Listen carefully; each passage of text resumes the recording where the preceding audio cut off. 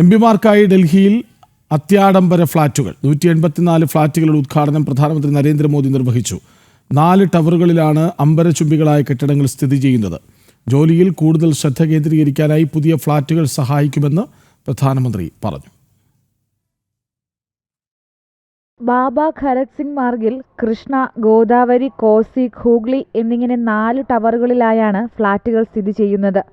അത്യാധുനിക രീതിയിലാണ് കെട്ടിടങ്ങളുടെ നിർമ്മാണം. പരിസ്ഥിതി സൗഹൃദ സാങ്കേതിക വിദ്യ ഉപയോഗിച്ചിട്ടുണ്ട്.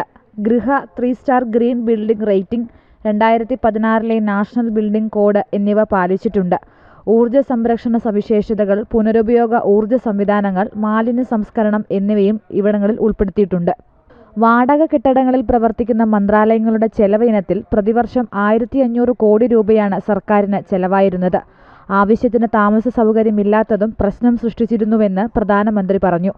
എംപിമാരുടെ വസതികളിൽ കുറവുണ്ടായിരുന്നുവെങ്കിലും 2004-2014 വർഷത്തിനിടയിൽ പുതിയ വസതികൾ നിർമ്മിച്ചിരുന്നില്ല.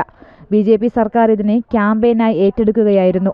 ഈ ഫ്ളാറ്റുകൾ ഉൾപ്പെടെ ഏകദേശം 350 MP വസതികളാണ് ഇതുവരെ നിർമ്മിച്ചതെന്നും പ്രധാനമന്ത്രി കൂട്ടിച്ചേർത്തു. अपना समय और अपनी ऊर्जा और बेहतर तरीके से जनता की समस्याओं के समाधान में लगा पाएंगे. साथियों, आप सभी जानते हैं, दिल्ली में पहली बार जीत कर आए सांसदों को घर अलॉट करवाने में कितनी कठिनाई आती थी. नए भवनों से ये परेशानी भी दूर होगी. एक मल्टी स्टोरी बिल्डिंग्स में 180 से ज्यादा सांसद एक साथ रहेंगे. ദിവ്യാംഗ സൗഹൃദമാണ് കെട്ടിടം. ഔദ്യോഗിക കാര്യങ്ങൾക്കായി കമ്മ്യൂണിറ്റി സെന്ററും കെട്ടിടത്തിനുള്ളിലുണ്ട്. ഓരോ ഫ്ളാറ്റിലും ഏകദേശം 5000 ചതുരശ്രയടി കാർപ്പറ്റ് ഏരിയയുമുണ്ട്. രാജ്യതലസ്ഥാനത്ത് സ്ഥലപരിമിതിയുള്ളതിനാലും അറ്റകുറ്റപ്പണിയുടെ ചെലവ് കുറയ്ക്കാനുമായി ലംബമായാണ് കെട്ടിടങ്ങൾ നിർമ്മിച്ചിരിക്കുന്നത്.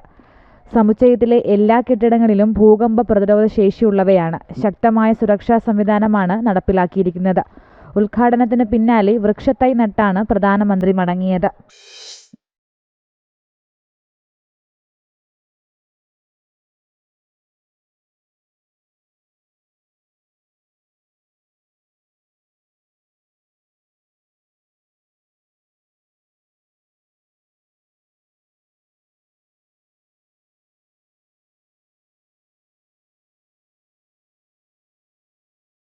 ന്യൂസ് ഡെസ്ക് ജനം.